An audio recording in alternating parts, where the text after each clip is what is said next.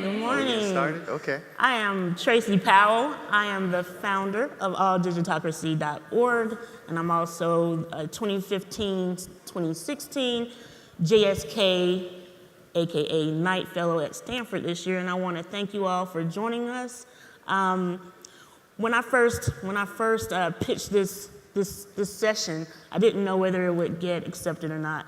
And I just want to send a quick thank you to Mitra Kalita, a deputy editor at LA Times, who helped push this through.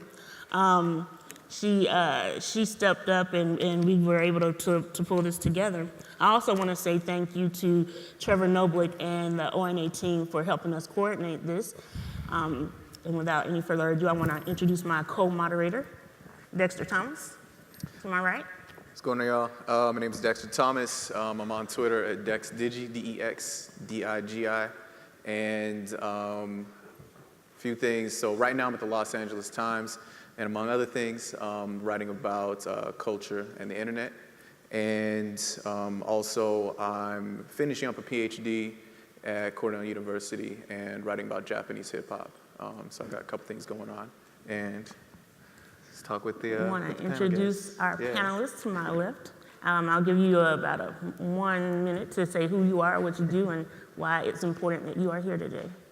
Yeah, I'll go first. My name, hello everyone. So good to see so many people here for this panel. My name's Taz. I'm Taz Ahmed.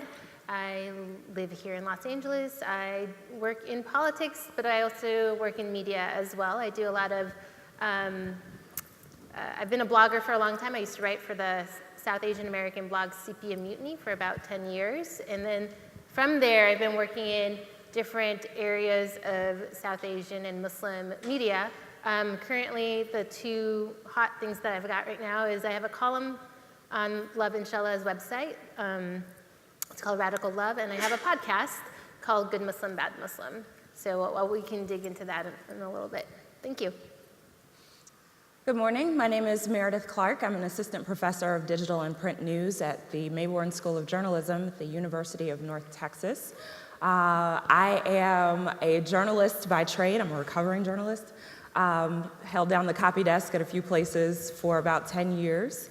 My background is in newspaper journalism, and now I'm a social science researcher positioned at the intersection of race, media, and power. So I study Black Twitter, what the Black people are doing online. My current research project is on Black Lives Matter and how it went from a hashtag to a full-on social movement.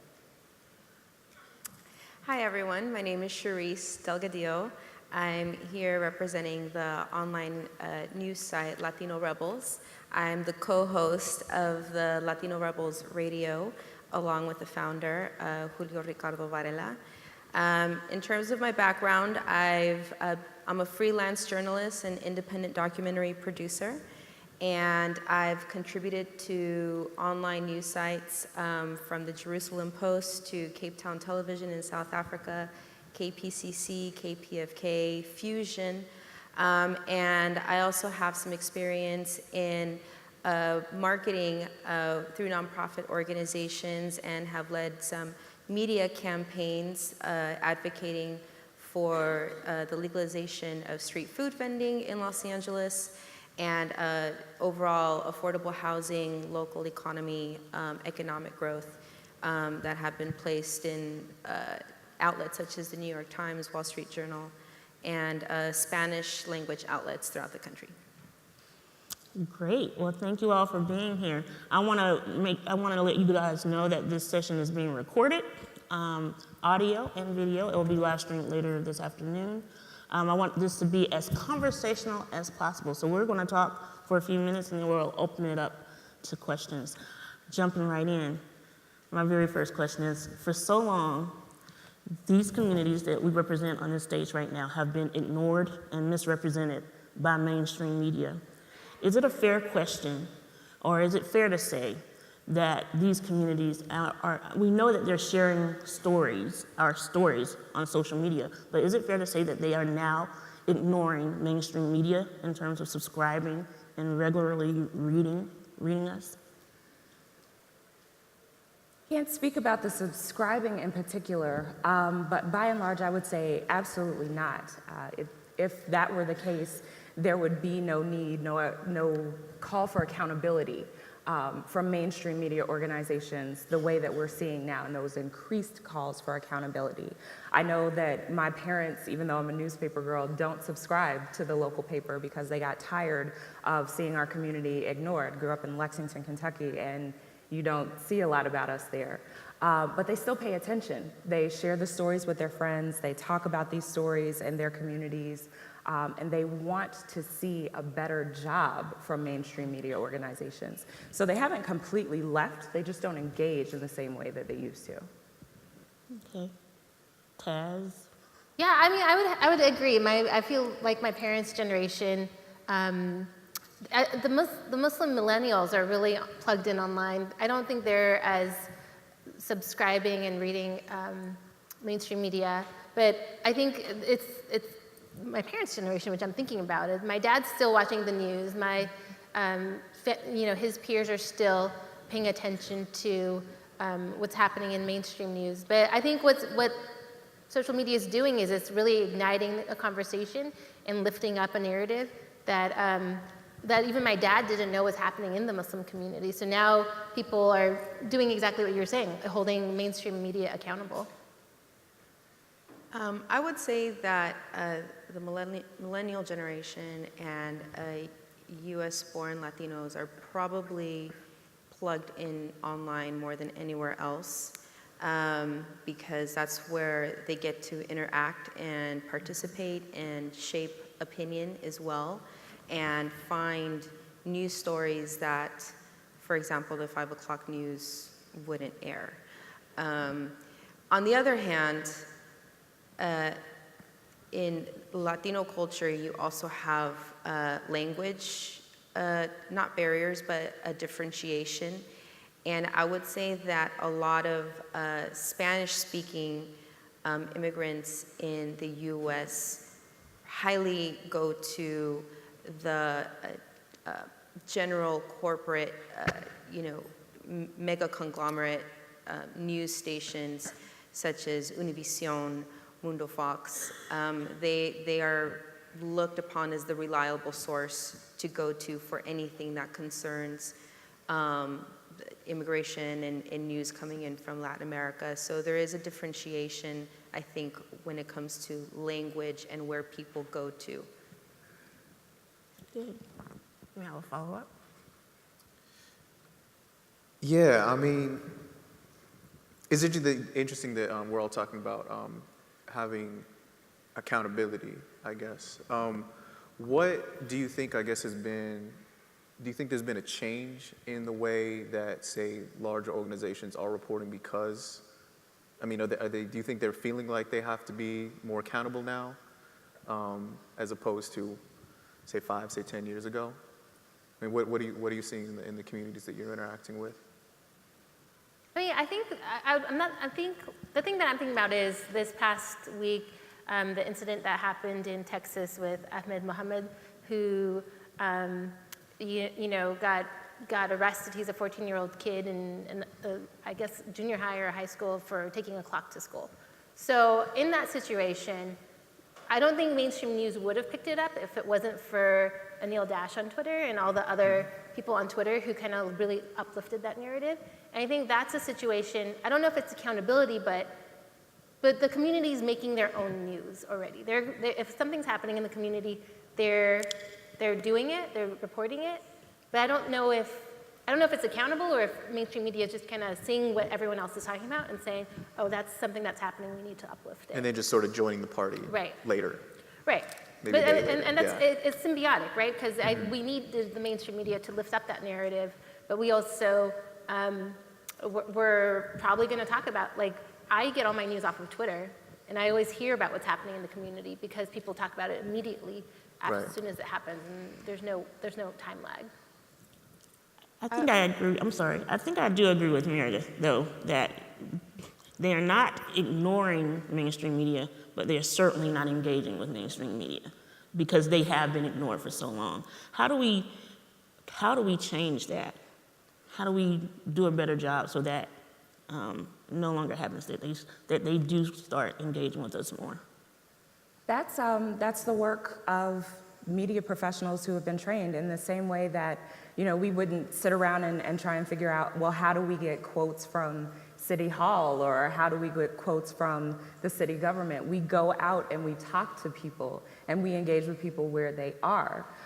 If you are seeing great backlash on your stories because you got something wrong about a community, it's very easy for mainstream outlets to try and shut that down as all online outrage, but what that really is an opportunity to engage with people who otherwise aren't connected to your newsroom. Your people haven't been in touch with them, they don't know the language of the community, they aren't tapping these people for information.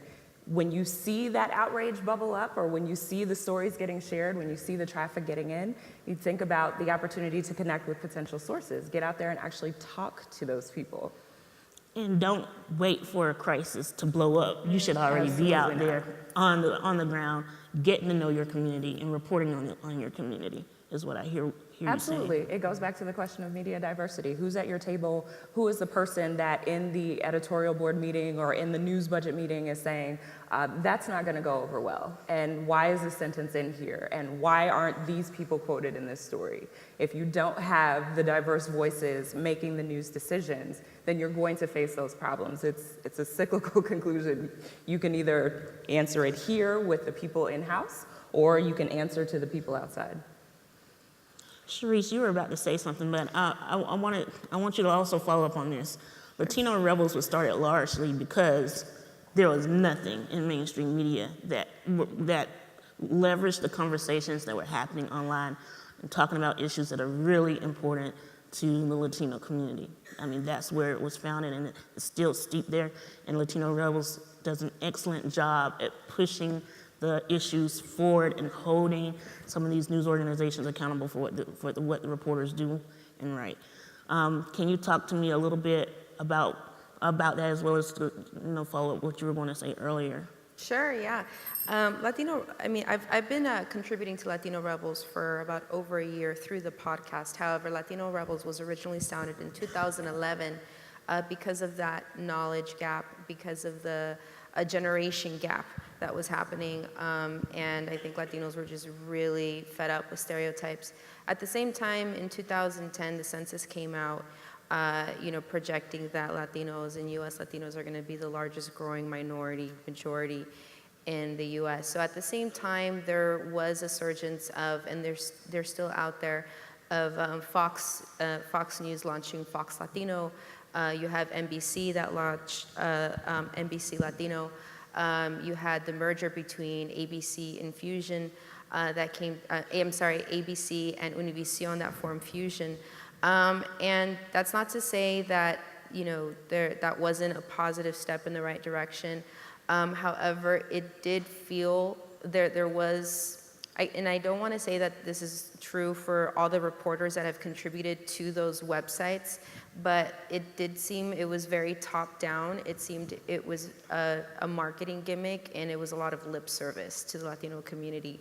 And our identity cannot be blanketed under one name. There's a diaspora of people from all over Latin America in the United States, and you have different generations some coming here, some first generation, some that have been here for 5 generations and have a lot of history in the United States. And I think that's what Latino Rebels has been able to incorporate. Latino Rebels has over 150 contributors representing dozen countries from all over Latin America. And it's all reported in English, and it really is bridging that gap. And a lot of the stories that come to us are from people from the community saying that this issue is important. This video of this police harassment happening of people sitting on their porch, or there is this march happening where people are walking 300 miles to the border in solidarity for unaccompanied minors coming in from Central America. A lot of the things that are just completely overlooked by the more top-down branches of these corporations that are trying to sell us this kind of constructed reality of what Latino is and what should interest us, which is like guacamole and recipes. It's like, we're political beasts. We're very aware of our surroundings. And if it's not authentic, Latino Rebels is quick to call people out on their shit. I mean, that's what I really love about Latino Rebels is, they're very on point, they're very funny, and they're unfiltered, and they hold anyone and everyone accountable for bloopers in language. For example, there was commentaries on, Jimmy Fallon inviting Donald Trump, which, made it seem as on his show, making fun about like the building of the wall. And, we expressed ourselves, we expressed our concern and our criticism of Jimmy Fallon for giving, Donald Trump that kind of validity. And to our own personal love-hate relationship with, for example, the new Netflix television show Narcos, like our own internal dialogues are expressed through that website about what we think about that. So I think Latino Rebels, it doesn't blanket anything. It's a very organic expression of all our different realities. I want to build on this idea of authenticity for a second. Do you mind? Do your thing. Can I go there? So you brought up NBC Latino, NBC Black. Now I think they have. Yep. They got rid of Grio. You have HuffPost Black Voices. So you have all of these mainstream organizations that are starting these verticals that are targeting these niche audiences. But the complaint that I hear, the criticism that I hear, is that these folks are writing stories about these communities for white folks. So they're explaining us to white people. They're not writing for us, they're not writing to us. So we're not engaging with that either. So I would like for us to talk about that a little bit more. And I hope that you don't hold back. I want you to be honest, be even blunt.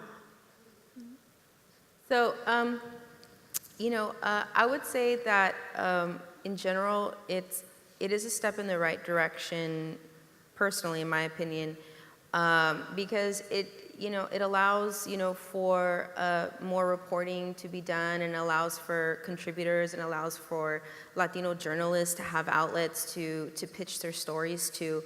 But, it is, it's just, the structure in itself is, again, very top-down. It's very corporate. It's market. It seems like we're just being marketed to instead of being employed.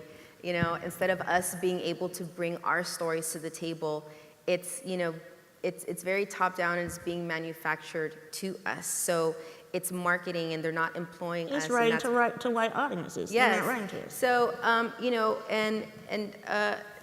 so I would say that there have been opportunities for, some more than others. Huffington Post, for example, we have a Latino Rebels contributor that also contributes regularly to the Huffington Post Latino Voices. So it's always, but this is the thing, it's an opportunity, but there's always a struggle. You're still feeling a lot of resistance. And it is a window of opportunity, but it's not, you're still having to break through glass ceilings because it is a top-down structure. Taz, how do we get journalists at these verticals to continue to write about our communities, but not so much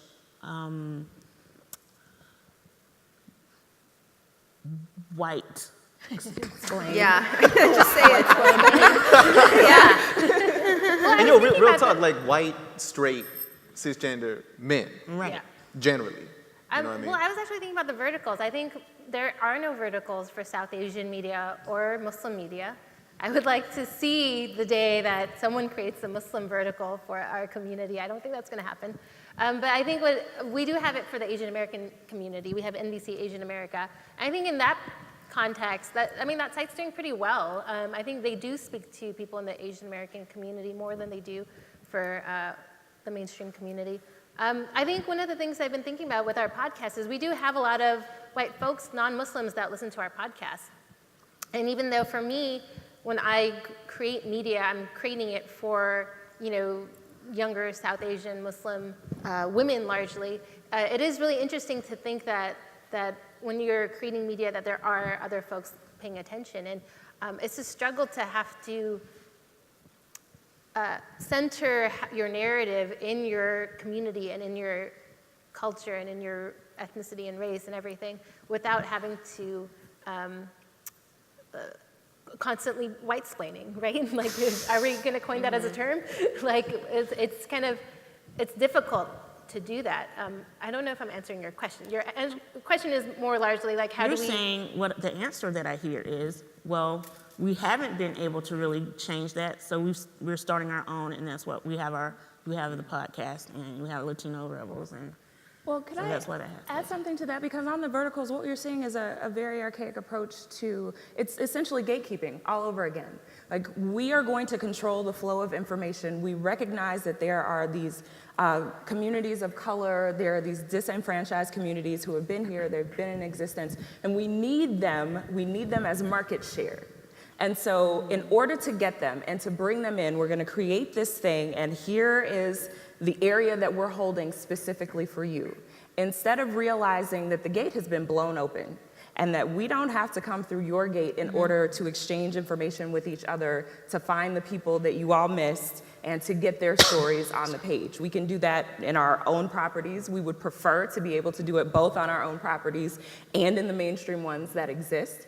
But if you don't have the staff and the infrastructure and the real commitment, I think going back to the authenticity, the commitment to making sure that those people are at the mainstream table, they are part of your editorial staff, they are there at every level of decision making, then we're always going to be limited to just the verticals. We're always just going to be this, this fancy branded column or this particular website that you can go to have this one very narrow experience instead of being included in the bigger picture. For example, I just wanted to, add one small footnote on that. A recent example of that was not Fox, Vox.com came out with a cartoon, trying to explain what the difference is between Hispanic and Latino. And it was a very, very simple, generalized PC version that of what those names mean and how to differentiate that. And that has been such a long-standing controversial debate in the Latino community about identity and categorization that the actual cartoon in itself by Vox, which I'm assuming is primarily read by, white people online, that are into tech, and it just seemed like it was catered to them. And it was meant to make them feel comfortable and understand it in such a simplistic way. And in response, Latino Rebels, for example, who has been in, our founder's been working with Latino USA, NPR's Latino USA. The reporter there, she gave an actual very deep analysis of where, for example, the word Hispanic came from, which was originated from like the US Census back in the 60s when people were trying to compile demographic reports. Can we ask that the phones be turned off, please?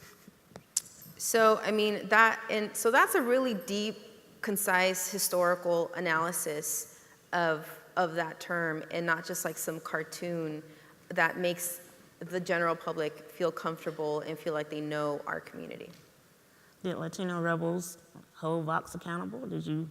Oh yeah, Call it out? Yeah, we always hold them accountable. Like, we tweet them out. We make commentaries.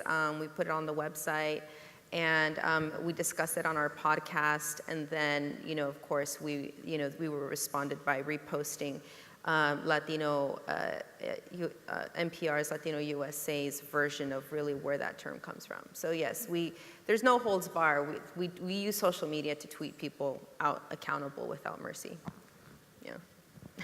Let me throw this back to you, actually, Tez. You said would you want to see a vertical? Oh, interesting. Right, because I feel like as South Asians, I'm in a different spot than you two are. I think one of the things about vertical is that you get paid, right? Like, so we have a bunch of South Asian media makers that are doing this work without getting paid at all. One of the reasons why CP Mutiny folded was because we didn't want ads on our site, and our writers couldn't keep up. And so we eventually had to fold the site. And I think that's one of the pluses. Like, how do we as like people of color media makers sustain ourselves writing about our community for our community without funding? Yeah. I think that the key to that is hiring in the editing staffs, and also hiring in the reporting staffs, and having a workforce that reflects the communities, fully reflects the communities that we're trying to cover. Right. I mean, I don't know. I want to jump on some of that too, because in terms of verticals, sometimes, I mean, me being primarily a consumer of information rather than a producer of it, I've been consuming much longer than I've been producing. I do wonder if we need or we want necessarily a vertical somewhere that we didn't necessarily read before for our community. And I mean, I think a perfect example of that is the quote unquote Black Twitter beat at the LA Times, right? Which was what I was billed as. My beat. This is, hey, me, I'm talking about me right now. Which is sort of how it came out at. It's like, hey, look, here's this dude who's gonna do Black Twitter, here's the Black Twitter dude. Whereas, there is an expert, I think, about Black Twitter, who's on the stage, but they're not sitting here, the little bit further, who knows a lot about, you've written a dissertation about this. So it's a little different, who's an expert, it's a little bit difficult. But, I mean, one of the original reactions was, why? I don't want this. Before, Reactions from whom? From a lot of people on Twitter. Oh, Black Twitter. Black Twitter. Or let's just say Twitter, like Okay. a lot of people in general was, why would I want this? And I could see myself they were saying, afraid.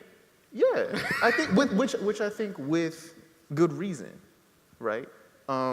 Because I think, I could throw out all sorts of names here, all sorts of organizations. I could throw out Fox, I could say CNN, I could say, say NBC Black. I saw the account start up and I was like, NBC Black, like, why? Why don't you just do your job? Why do you need a Black thing? Like, what does that mean? And can I trust this, I think? And so, I mean, sometimes I do wonder if the vertical approach of things isn't, how to put this, isn't more of a gesture than anything else. It's like kind of patting themselves on the back and saying, hey, look what we've got, look what we've done. Here's this new toy we've got. Be happy, people. I think Come subscribe. So. Meredith said they need the market share, but they're not covering it and covering the communities. Right. Despite having a vertical, they're not covering it in exactly, an authentic way, but they need the market share. Absolutely. The audiences are growing. And All Digitocracy was founded because I feel, quite frankly, that if they don't capture those markets, they will fail. Mainstream media will not survive. 100% agree, yeah. So. And actually, on what you were saying, I mean, I think that, and this is a question I would pose to y'all, and maybe, maybe hold this in idea for the question section too. But I think we talk a lot about, like you were just saying, hiring. Both the reporting stage, and you were talking about at the editorial thing, who's in the room helping you make these decisions and saying, I don't think you should do that, or I think you should add this. And this is sort of a question, I'm thinking maybe some of the people in this room would have also. Not everyone in this room is a hiring manager, right? Dexter, who's in the room with you? Who's in the room with me? Right, when you're getting assigned stories and deciding what you're going to write about, who's in the room? That is a long and complicated answer. A lot of people, I'll just put it that way. I've worked with just about every, I'll put it this way, I don't have a dedicated section. I'll put it that way. You can take from that as what you will. But what I would ask, I guess, is, to put to y'all, because I think this is a question that a lot of people have, is, okay, we know that the newsroom is not nearly as diverse as it should be. We actually know it's getting worse. We were just talking, I was talking about somebody with this earlier. It's actually getting worse. And there's a lot of people who know that. They say, okay, I would much prefer not to mess up. I would much prefer not to misrepresent the community. But they don't necessarily, they don't have anybody in the newsroom to help them out with this necessarily. I've been plenty of times in the newsroom, And, I don't think it's too much to say this. I've had people come by and say, hey, I need your opinion on this because you're black. Or I need your opinion on this because I know that you know about, Latino people. You have some Latino friends. I know you have some Asian friends. Can you give me some help? Like, low key, like, it's not in these words, but these are things that happen. And I could be upset about this, and this is not just, where I'm at right now. This is in other situations also, where, I could be upset about that, and maybe sometimes I am, but also, like, I'm glad you asked me. Because if you didn't ask me, I don't know who you would have asked. But say all that to say this is that what can we do as individuals to, whether it's somebody in our organization or somebody in a larger organization, like what can we do to prevent bad things from happening, I guess? Well, if we're not in the room, we can't prevent. And right now, we're not in the room. We're simply not in the room making the decisions. Right. So well, we then from can't- the but- end, but who I should people think- be reaching out to? I think Taz and Sharice are doing what we can do, and you are too, because you have your beat. So you are carrying that responsibility, fairly or not. You have that burden of bringing our issues and concerns to the front. One of the questions that I get asked constantly, I'm changing up a little bit. I get asked constantly, where do I go to find Latinos online? Where do I go to find Muslims online? Where do I go to find Indian Americans online? Where are they? Do I go to Tumblr? Is that where Latinos are? I go to Twitter because that's where black people are. So I'm going to put that question, I'm asking that question for reporters who have asked me this 100 times. Now I'm turning it over to you. Where do I go to find young Muslim people? Oh, gosh. We're everywhere other young people are.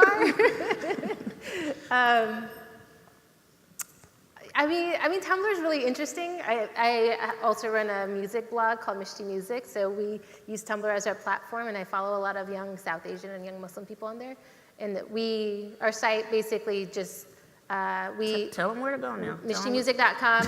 It's just South Asian diaspora music. So we try to lift up the voices of music created by South Asians. Anyway, so I think Tumblr is a really interesting place because you do find these young South Asians who are creating these narratives by retumbling other things that they're seeing. And that's a lot of very interesting race conversations are happening on Tumblr in a way that I haven't been able to see in other places.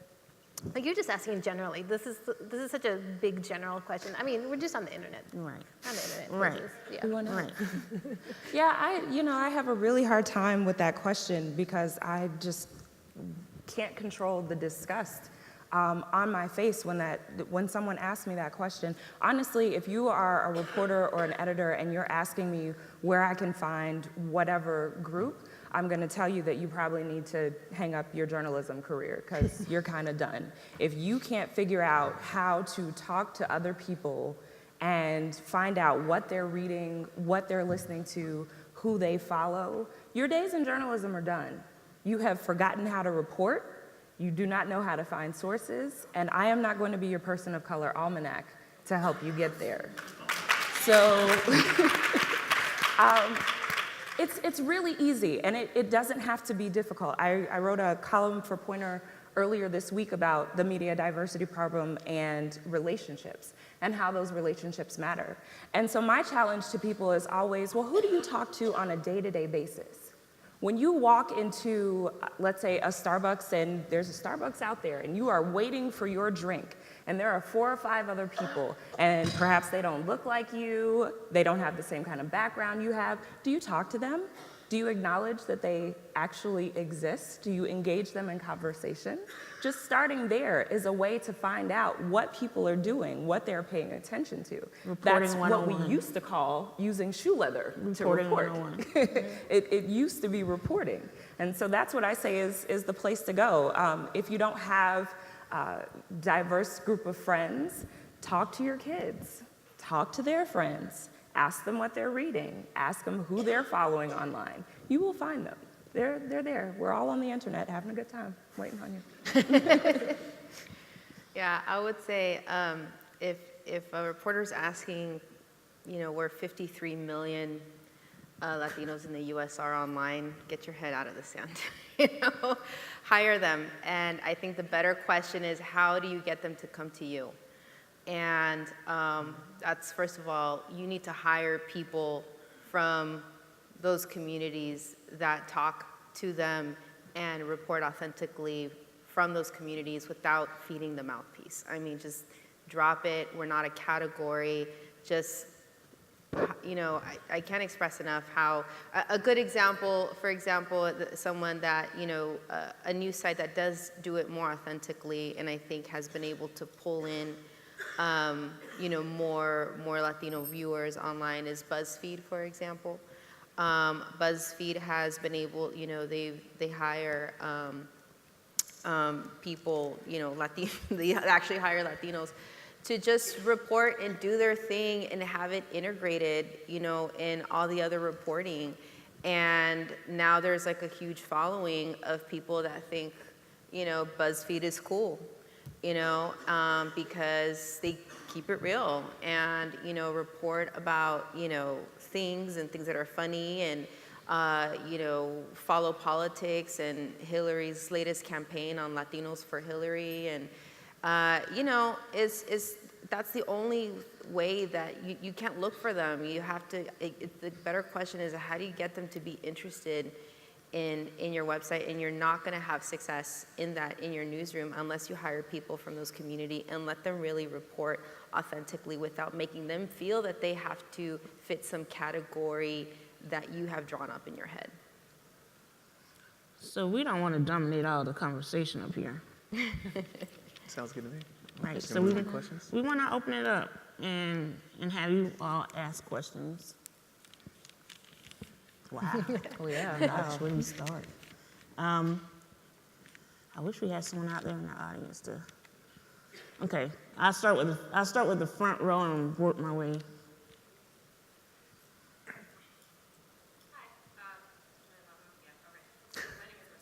Oh, there's somebody with a mic. Here we go.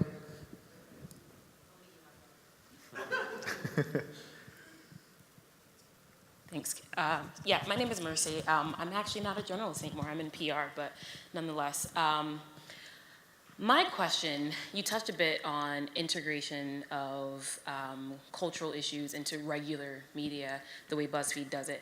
I'm sort of torn about it, right? Because I think that is the way you should do it, but there's this entire school of thought that calling it out, this is now the Black section of my website, with Black voices on Huffington Post, for instance, is the way to do it, to silo that attention, to sort of, in essence, segregate news coverage. So I just sort of wanted to gauge your opinion on which is the best practice and what your opinions on that are. It's really hard to tell. I can't really give an answer in terms of which is the best way at this point, because at the same time as I think that, BuzzFeed does kind of like a cool job. For example, I'm not like huge personally on Fox Latino, right? Which is like segmented sidebar of Fox. On the other hand, I'm working with Latino Rebels, and that in itself is, we're saying that we're Latino. Which, could also maybe make the African American community feel that, this isn't an experience that we're sharing with them. So it's, but on Latino Rebels website and their Facebook and their Twitter, we talk about not just Latino issues, we talk about our experience in the US, and we have opinions about what happened with I Stand With Ahmed. We have, we talked about Baltimore Rising in Ferguson, and we also talk about the police, the killing of unarmed Latinos by the police in our communities as well. But then, because we say Latino Rebels, will that turn off other, communities of color that, we, in our day-to-day lives, we engage with? Maybe. So I can't really say what's the best practice, but I can say that the best practice is like a reporter is go with your gut and don't sugarcoat anything and don't try to put anything in a category. You have to report things as they are. first and foremost, and that's the, and then, you know, and what I like appreciate about Latino Rebels is that they embrace that. I don't have to just, you know, I covered the Millions March, I'm from Los Angeles, but I covered the Millions March, you know, LA, Black Lives Matters in Los Angeles, and they posted my video clip on their news site. And unfortunately, there was actually, you know, some trolls that were, you know, saying like, why are you covering, you know, Black issues? And it's just like ridiculous to me. Not anyone within, you know, our, you know, that our cohort, our little digital online family, but just trolls, like, why are you guys covering this? And then they were calling us names, and, you know, so it's like, it's not like a clear, you know, formula. I think is you just have to be like authentic in your expression. And I was authentic in my expression in terms that, number one, I'm a journalist and I'm gonna go cover something big that's happening right now, even if it is happening in the Black community, but because it's so relevant right now, and that's just, you know, news is news, and news is priority, and I covered it in a way that, you know, that was appealing to online viewers and millennials, and, you know, Latino Rebels just, you know, they're embracing my creativity, and they posted it up, you know, and it created the discussion. Okay. Dr. Sid. Yes. Oh, I'm sorry. Oh. Michelle is not working. That's okay. Michelle Ferrier, Ohio University, founder of Trollbusters. First of all, I don't think it's an either or. I think it's both. I think we have to have all of it. But I don't know if the panel, and I'd like you to speak to the power dynamics of our media right now, and the fact that we've tried 20 years of experimentation on trying to get diverse voices in the media, and what we've seen are them shut out the back door. So our recruitment of people in the door is good and has worked. However, they're exiting out that door really quickly for a variety of reasons. They don't get the promotions, they're being harassed, they're being trolled, they're in danger. And so can you speak to really, I think, the value of, I think, niche platforms for individual voices, and that it's not really this dichotomy we created of either or, but both. Is there anyone you want to ask in particular? No, just the panel. So maybe we can restate our question for those who couldn't hear and then answer. So, okay, and let me know if I got it all. The question is about looking at the problem that we have in the media. We've tried for the last 20, 30, dare I say 40 years, to get diverse voices in, and the recruitment strategies are working, but the retention is not working. And people are being ushered out the back door. They are not being retained for a number of reasons. That could be being passed over for promotions. It could be that, and the one I hear a lot, I just don't make enough money to keep up with my student loans and everything else that I've got going on here. And not really having the opportunity to tell the story. And so not looking at niche platforms and mainstream coverage as a dichotomy, but thinking that we need both, and there's a reason that we need both. I would agree, I totally agree, and I say that you absolutely need both, because there are some stories that are going to be so specific to the community that you don't want to have to give the full primer on in order for other people to understand. Like, these are some questions that this community needs answered. We have the background information. Let's start from C and go to Z. We don't need to necessarily start with A. We've got the background on it. And so that's why those platforms still remain relevant. Where it comes down to the problem with mainstream and kind of integrating, for lack of a better word, those stories about communities of color or disenfranchised communities, those that aren't commonly at the table, is that we tend to look at this from our traditional media hierarchies. And if we don't do it a certain way, we think that it will not work. And I beg to differ. I think one of the things that is brought up about BuzzFeed reaches beyond the traditional hierarchy. They hired people who are not journalists. They hired people that were funny, and they are training them to report. And if we get past our entrenched mechanisms of bringing in diverse voices and reaching out to the people who are already creating content online, there's a way to maintain the niche platforms, but to also get the voices that we need in the mainstream platforms, the mainstream publications. So I think that there's a great way to maintain both of those, but it takes thinking outside of the box, which we're just not doing so well. We now have a microphone in the middle of the room, so please, if you have questions, line up at the mic so everybody can hear you. Thank you so much. No. Maybe they need to turn it on. Probably turn it up. It's not on. Now? My name is Albert Taroka. My niche site is Diverse Scholar. I wanted to provide a different perspective of the issue about finding sources. I agree completely that reporters should know how to find people. And my perspective is coming from an outsider. I'm not a journalist. I'm a scientist by training. Shout out to the PhDs in the room. But I'm learning about journalism. I think the issue more is trust. Once we can find the many Latinos who are out there to be sources, the issue more is whether or not they're going to open up and trust someone. And the issue isn't just for our white allies, but even within our own community. One extreme example is Native Health Alliance. They are Native Americans and Indian Americans who are reporting about health issues specifically for Indian country. They are embedded in the community, and they know exactly what the issues are and who to speak to. The problem is trust. They have sourcing issues where people won't necessarily open up about stories.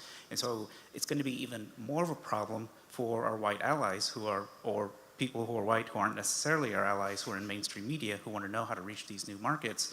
They've got to be taught the lessons and skills about how to reach out to these communities and earn trust so that then our stories are told. Thanks. I think that goes back to what we were discussing earlier about being out in the communities before crisis happens and already reporting on your communities and knowing people out in the communities, and then also not misrepresenting what's happening out in the communities. That we have to start there in order to gain that trust. Yeah, I mean, I think that's part of the game. Source development. Go ahead. It's part of source development. It's a natural part of source development, whether your source is someone in the community who's never been tapped for an interview or someone who is a professional and knows how interviews work for mainstream publications. You still have to build trust with those people, and that takes time. It's an investment. Right, exactly. And I mean, I think I think there's kind of a sort of fragility that happens a lot where, I see this anyway, where when there's some, there's like a backlash to an article or something like that, where people are like, oh my gosh, I'm being personally attacked or whatever, and they just sort of shut down. And the thing is, especially if you're part of a large organization, you got to realize you're part of a machine that's been doing damage to a lot of different communities for decades, whether or not that's you or not. And so you have to start somewhere. Yeah, it's never personal. It's systemic. It's never not personal. Individuals, it's the system. Yeah, and I can think plenty of examples of this. But with she's I'm not even gonna go there. But I was thinking of a recent example. She's not a journalist, but in terms of are you gonna have people who are a little bit more reluctant to speak to you? Is this going to happen? Yes, but start now. Exactly what you're saying. It's part of it. Just recognize that. Okay. Hello, my name is Philip Jackson. I'm from Hampton University. I'm a junior, and I'm here from the HBCU Digital Media Fellowship. And thank you. And I have a question more on, I guess, having to always cover racial issues, because that's my focus as far as when I get out of school. I want to be covering issues like police brutality, politics, things like that. So I was reading this piece this summer, I think it came out in August, from Gene Demby from NPR about black journalists always having to cover racial issues and killings and things like that, and the stress and the emotion when they embed themselves in the story and the things they have to go through. So I want to know, how do you all deal with that emotional pain and stress of always being in the story? So it's hard being the only one in the newsroom, and that happens more often than not. You are the only one, and when it comes time to cover those stories, they automatically look to you. And yes, it gets old, and it gets tiring, and it does do damage to the psyche. one of the things, I never wanted to be the black reporter. That was never my goal, never my agenda. But I felt, after some time in the newsrooms, I felt that it was my responsibility to cover the communities and people who weren't being covered. And so that's how I reconciled it. And when they didn't want the stories that I pitched, Tom Joyner is a really smart man. He taught me early on in my career, find some place for that story. If they won't take it, I'll write it. He said, I'll run it, send it to me. And so I was able to do some of that. But it does get tiring. And the best news organizations, the ones who do it and do it right and do it well, there's not just one in the room. That should never happen, but it does all the time. I won't sit up here and tell you, congratulations, by the way. I won't sit up here and tell you it's easy, because it's not. I commend you for wanting to come out of school and do this, because you often hear it from your community, and you get something wrong, they're looking at you. If you miss something, they're looking at you. And if something doesn't get told the way it's supposed to get told because you have an editor above you that's diluting your story, the community is still looking at you. You're going to carry that burden. And whether that's fortunately or unfortunately, only you can decide that. But you're going to have to carry that with you. You're going to have to do that. And I think it's good to just challenge yourself too as a reporter. For myself, a lot of my sources are in the Latino community. I actually have more of a community organizing background and then became a journalist. So I have a lot of sources in the community. And then I've just had to challenge myself to just break away from that for a while, because it is stressful sometimes and it's very hard hitting. And I think just news in general, if you're just like a hard hitting journalist, things can be, if you just focus on politics all the time, you're just that political reporter. Sometimes you just want to do a little entertainment. I mean, it happens with any kind of reporter that becomes a specialized reporter too. So I think it's just important to also challenge yourself, allow yourself to give yourself a break, do something that you enjoy, because people burn out in journalism.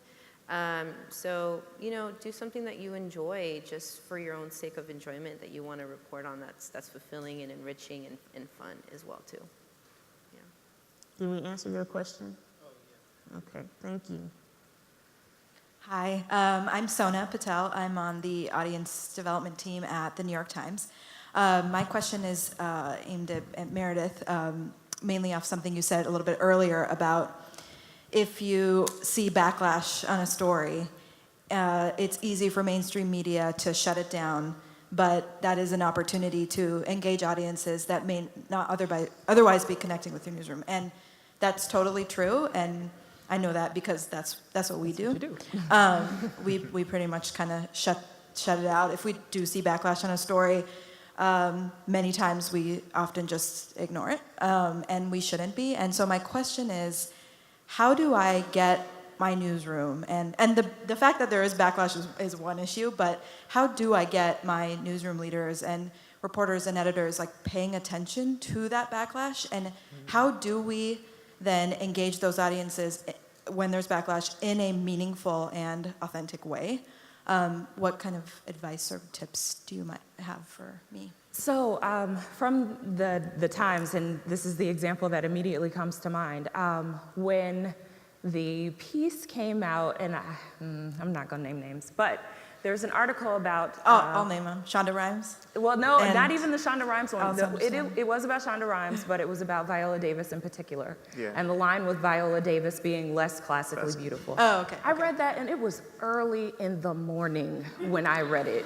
It's like, well, this is the beginning of a bad day, because Yeah, it was. I'm insulted off the top, and I'm talking to my community online. And then some of the statements that came out of the leadership of the Times thereafter were very dismissive about, well, there were lots of people who were upset, they didn't understand the context of the story, as if we cannot read. I would say take that moment, pay attention to the people who are talking about it, some of the sentiments that are said. I know there are hundreds of thousands of comments, but there are also high centers on Twitter, people with thousands of followers, people who have a presence somewhere other than Twitter. They run a blog, they have a podcast, that sort of thing. Invite some of those people in for a conversation about why this went so wrong, or what was so awful about this thing that was said. We are getting into the culture of news events, right? We like to put things on for audience engagement, and we want to really connect with people offline. Have one of those events. Sit down with 4 or 5 people that are in the area that can come and can sit in the newsroom and have this conversation with a couple of writers from the Culture Beat, a couple of editors from the Culture Beat, field some questions from online, and talk about what happened and why that never needs to happen again. I think, to me, that is a good show of faith, that we are really paying attention to what's happening on social media, and we're not just writing this off as outrage, but we are paying attention to what people are saying and why they are critical of what is being written and what is being produced. And we're making something of that, other than creating these statements from the ombudsman or from the higher-ups and letting that be the last word. So we're engaging people so that they have a final say as well. Can I follow up on that just for a quick minute? It also becomes a larger narrative when you follow an incident like that with giving that particular reporter another job covering income, or you follow that incident with eliminating the race beat with a very popular journalist that those communities engage with, that these communities engage with. It becomes a larger narrative, and it speaks volumes. Yeah. And it's sending a message that the New York Times likely does not want to see. Okay. They're waving at us, so I want to say one last thing.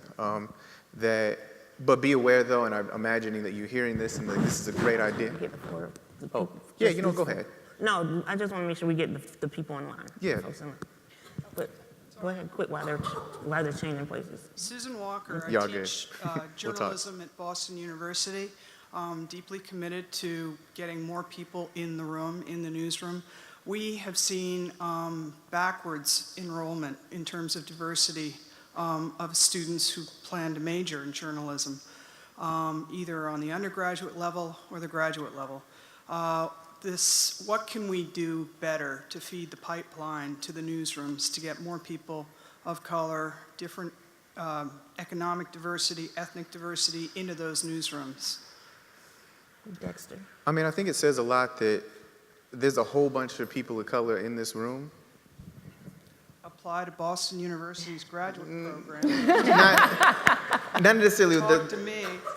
I mean, I think being that, say, the topics that we're talking about right now are so crucial, I think it does say a lot that, I mean, this is a very diverse segment of the conference here. There's a whole lot of white folks who should be in here right now. And they're not. And I think that says something. That says that we're still up against a whole lot because there are a lot of people who are not very concerned with the stuff that we're talking about in this room right now. And so what to do about that? I'm not sure. Nothing that I can say briefly anyway. But you know, that we should understand where we're at right now. It's not that people don't want to go to school. It's not that the talent isn't out there. The talent's out there. It's just that, I mean, I don't want to quote Viola Davis or anything, but like the opportunities aren't there. And the interest isn't there. I mean, people don't seem to think this is a big deal. And that filters down to the colleges and universities. And we get that message very early. We get that message very early. I want to say really quickly, my research says start earlier, that the high school programs aren't early enough, that you need to be starting in middle school. We found that too. We're starting to go to middle school career days in inner city schools, and we find that to be really helpful just to talk a little bit about what it's like to be a journalist. So those are good ideas. Thank you. Also, I just wanted to add very quickly, from my grad school experience, I went to USC Journalism School. I got my master's there. And sadly, when I was there, it was 2 years. And then by the time I left, it dissolved into a 1-year program. So, It's expensive. It's expensive. And one of my main things is that, once you do get those people of color, like, in the program, like, the journalism field is so competitive the way it is today. Like, people don't need to be babied when they're there. Like, they really got to get ready to pump their student stories and already have them getting pitched to, you know, online news sites. For example, if they're writing stories, and not just for like the student outlet. Like, students can't be babied in a program that's, you know, that like by the time they get out, it's like, what's your people just want to know, where have you been published, what's your portfolio? Like, they have to be ready, they've already have to be like at a certain level of professional training by the time that they get out, so they're actually competitive in the job market. Because when I went out, you know, there was like one fellowship program that existed out there, and then it dissolved because they were in a hiring freeze. So ever since then, I've just been like freelancing, and it's been like a struggle. We have to wrap it up, but Yeah, I want no problem. to make sure we can get Sure. the last two questions, but thank you so much. Hello, my name, hello? I think they- Hello, my name is Deb. I'm with the Coral Project. Okay. My question is really something that I both challenge the panel and everyone here to think about. But how do we start looking at phenomena of Black Twitter, people of color, Twitter as people? There's a bit of a lack of discussion about how these things, being in verticals, actually add to the lives of the people we're covering. And there is a very much thing where if we get the more journalism, we get the more representation, this will be great, but we do not look at the backlash of how those things are covered. And how are we going to start making sure that representation has a positive effect in people's lives? Because what happens a lot, especially with covering certain populations, is I cover Black Twitter, I cover a really cute post, I cover a really cute tweet, and I've sent that person down a rabbit hole of racism, xenophobia, transmisogyny. And then those places that I'm at turn around and go, hey, not my problem, social will cover it. Now, if you are going to turn people into content mills, we also have to look at turning those people into members of our journalistic practice. What I find happens far too often is we look at other demographics, and I'm gonna speak specifically as a Black immigrant, but we look at other demographics as people we have to cater to, people we have to engage with, people we have to support, and we look at things like Black Twitter, immigrant issues, as things we are covering. How do we start to push and change that narrative? And also, how do we start to bring in other modes of engagement that don't sit on the values of being educated, having access to specific kinds of social capital, as well as not being locked to basically the two left coasts? Because as the news is changing, we're seeing that things are popping up and things are generating from so many places. And how do we start to begin to do that work or keep those ideals in mind? Right. I think we mentioned this earlier. We were talking about making sure people were in the editing ranks, not just one person, but several people in the editing ranks, as well as in the reporting ranks. And those people need to be empowered so that we can report on these communities in really an authentic way, and we're not just doing listicles and all that. That's exactly. I think we were addressing that earlier. We were saying exactly what you're saying. The need is there for sure. I think that's an event, honestly. I think that's something that we pick up during ONA, and we have an online event. We're here. What you guys doing after? There's a need for a session. We need to convene the hiring managers, and I've been preaching about this for a couple of years now. We needed someone to convene the hiring managers, because as Dexter said, they need to be in this room, and they're not. Thank you. And our last question. I'll be quick. My name is Amanda Wills. I am at Mashable, and I'm an editor and a hiring manager. And I was initially going to come up here. Hi. I was initially going to come up here and ask a very broad question about the recruiting and hiring process. But one of my main goals is to diversify our newsroom, not just in topic coverage that appeals to minority communities, but to also have diversity when it comes to topics we're already covering. Like, okay, we're hiring a fashion reporter. How do I get diverse applicants there? But instead of asking that question, which I would love to talk to you after this, I'll just say that we're hiring a lot of positions right now, so come see me. There you go. That's a good end. That was a good. That's a really good. There you go. Thank you so Thank you much. all so much. Oh, I'm sorry. I just want to throw out a shameless plug to go with the point. Dr. Meredith Clark will be at Belmont University on September 29th, and I'm thrilled about to have So her with us. excited. But again, colleges, universities, high schools, talk about the issue. People hear about Black Twitter, they hear about Latino organizations, Asian American organizations, but they don't know. So I'm torn. I know I'm sick of educating people too, but they don't know and they want to play don't have a choice in some cases. Because if they're gonna sit there, and the other piece real quick, Black Twitter and all the other organizations need to deal with that Texas Board of Education rewriting history or will it stop? So that's why I say, we may not want to do the history at all times, but you better keep repeating this history and better keep documenting it before it gets changed to the point we don't remember it ourselves. Yeah. Thank you, Dr. Siv. And thank you, everybody, for attending today's session. I'm sorry we went over a little bit, but I think we had a good conversation. Thank you so much. Thank you, everyone.